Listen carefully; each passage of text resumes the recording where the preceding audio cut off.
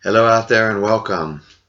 I'm back with a video, and I know we've heard the sad news of the passing of bass player Dusty Hill of ZZ Top.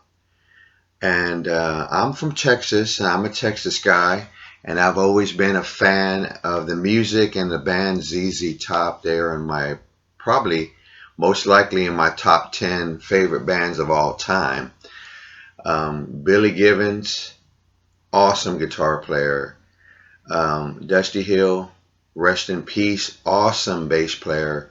And Fred Beer on drums. I mean, these guys were on fire as a band and made some really good records throughout the many, many years they have been a band.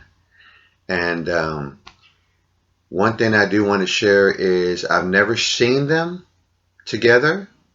I know I'm in Texas and I should have seen them a few times. But I've had family members here who have seen them, especially that big big event they had, that Texas barbecue.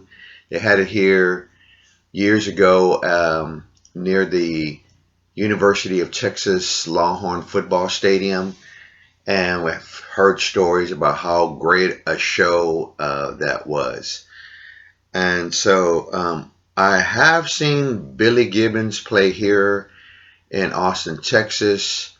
It was a special night. It was my wife's birthday. I got her tickets for the show, and we had a great, great, great time. What a great concert that was. So I have seen Billy Gibbons by himself play live here at the Moody Theater in Texas.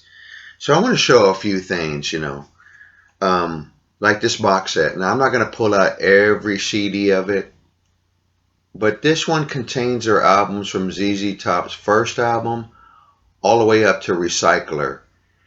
And the first two records on here are, how do I say this? They are done in the original way they were recorded. It's not like the set that you get with Six Pack, where they sort of like remastered it and try to give all the albums like that that feel like the way Eliminator sounded. But no, these are the original recordings. So this is why I got it, because I wanted to hear the original recordings of at least all of the albums, especially the first two. Now, maybe somewhere down the line, I used to own this six-pack compact disc set, and I just didn't like the way it was done. That's really what it came down to. But you never know. I'll probably pick it up again. Now, this one is not too long ago. I picked up Rio Grande Mud, and this is a reissue, and I believe Bernie Grumman has something to do with the cutting the lacquer or something. I don't remember the connection. So I have an older copy of this on the London Records, where I made my own album cover for it. So I like that one too as well. But I haven't listened to this one. I'm sure it'll sound awesome. So I'm going to start off with, that's a new find right there. And I have a few other new finds. I haven't listened to this album yet, but I will this week. And this is the week of July the 26th or 27th. Man, the days are going by fast, I'll tell you that. I picked up a while back Nick Cave, excuse me, and Warren Ellis, and this is the new album, Carnage, which is, I hear it's a really, really good record. I wanted to show really what was really cool that comes with this record, and sorry for not being prepared a little bit more with this, but comes with this really nice book, and I got a little bendy up here. That's my fault. But just give you an idea, it's just like, here's the lyrics for the song White Elephant. And that's really what this booklet is. It's just the lyrics on one page and the big font lettering of the title of the song on the other. I was just trying to see, this is like this page after you open it. But I thought, I like that. I think that's really cool. It's kind of really neat and artsy a little bit, It's all white, black, red. I don't know if anything symbolizing anything, maybe. I don't know. But I haven't played this album yet, so I may try to do a review on that album, my own thoughts on it. Now, this one right here is an album that I read on when I bought it, that a lot of folks said this was for the longest time out of print.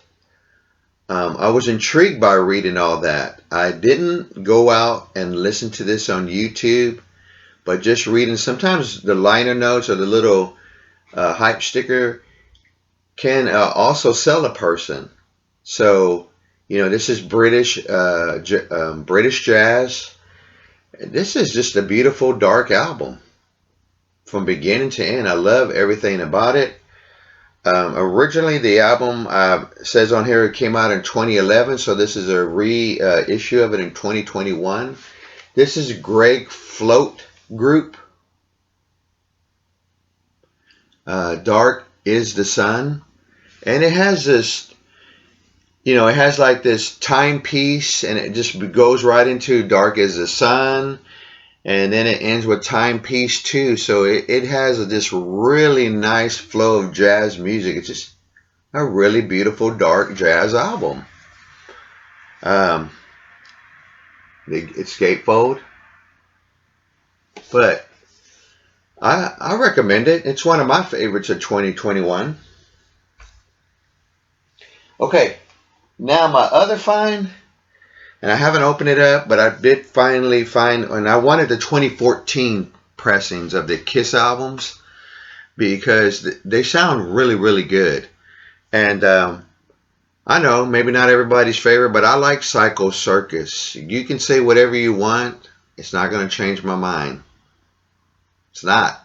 I dig this record. There are some really good songs. Too bad I didn't get enough airplay for whatever reason, but songs like, I'll give you a few that are my personal favorites. Of course, Psycho Circus, Into the Void, Raise Your Glasses, and Journey of 1,000 Years. Could that be possibly a part 2 of 1,000 Years by Kiss? But yeah, happy to have the 2014. I know I didn't get the one that had like a trandicular something, cover where it was a little bit more mirror-like, but this is fine. And I got this on sale. So, yeah. I like this record. And I saw that tour. And I saw them on that tour, and it was a good show despite the folks that say what they want to say about Kiss, okay?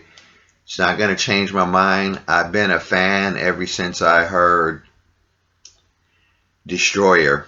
So now I'm going to wanted to finish this video in a different way, where I wanted to share 3 records at the end of this video that have been some recent listen or recent spins that I enjoyed. I did. This one right here, it's the Thelonious Monk with John Coltrane. Yes, it's Wax Time. But whatever you want to say about Wax Time, that's fine. It's a copy that I could, my wife got and probably could afford, and gave it to me as a gift. And I think that's really awesome of her to do that. Until I find another copy, upgrade, or whatever whatever I might find, or I might just keep this forever until I'm walking around with a cane and I'm still listening to my Wax Time.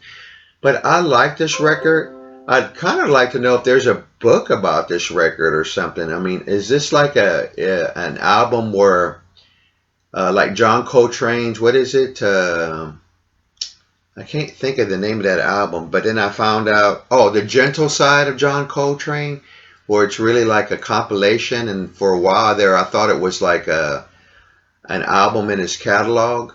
Is this sort of like a compilation, or was this a real deal. I'm just wondering because it sounds like some of the recordings on here are from different. Well, they are. I mean, it does say uh, some of it 1957, and then it says later on in June 1957. So this record really intrigues me. I love the jazz music on this album. And the drummer, what a name, Shadow Wilson. If I started a band and I heard a drummer with that name, Shadow, I'd be like, oh yeah, you're in my band. That's a cool name. So that's what I've been listening to this week. Of course, it says out of print. Thank you, Vinyl Archivist. He sent me this record, Krabby Appleton. I love it. I would listen to this. I cleaned it up. It's on the Elektra label. Just a good rock and roll album. Some of it has a little bit of a country feel, and of course, I'm a fan of these long songs. Hungry for Love, over 7 minutes. That's one of my favorites on this album. But yeah, check this album out. It's, looks like a bunch of guys that could have hanged out with some of the members of the Doors, in my opinion. But yeah, love this record. This next record, I'm going to give it a couple of more spins because I believe that this band took a different direction by the sound of this album. And I don't say it's a bad album. I really did like the first song, and I thought that was going to be the way the rest of the record was going to sound like. Like it was almost like one of those Birds albums, like Further Along, and can't think of the other one. Or even a little bit of Burrito Brothers flavor to the song Further Along, and then it just goes right into like they were trying to make maybe some music to get a lot of radio airplay. I'm talking about Spirit, which, anybody out there in the community have this album? Or maybe just bought it because it was real cheap but never really played it? I'm going to play it a few more times before, but, like I said, I really did dig the song Further Along, and maybe I should just get a compilation with just that one song, but I don't want to give up on something like this. I want to go back, reevaluate it, and listen to it again. So, I did pick that up. It is an album that you can pick up for a few bucks. All right, folks. Again, rest in peace, Dusty Hill. He will be missed. He's an awesome bass player. Can't remember the band that he played in a long, long time ago. And then Billy Gibbons came from a band that I'm still trying to get me that copy of an album that Billy Gibbons was on real early on called The Moving Sidewalks. I know I've seen it. I've seen a reissue. Doesn't seem to be one hard to get, but I would like to get that. And again, I want to just say thank you so much for subscribing. I want to thank you so much for you watching my videos. I will see you guys later. Have a great day. Bye.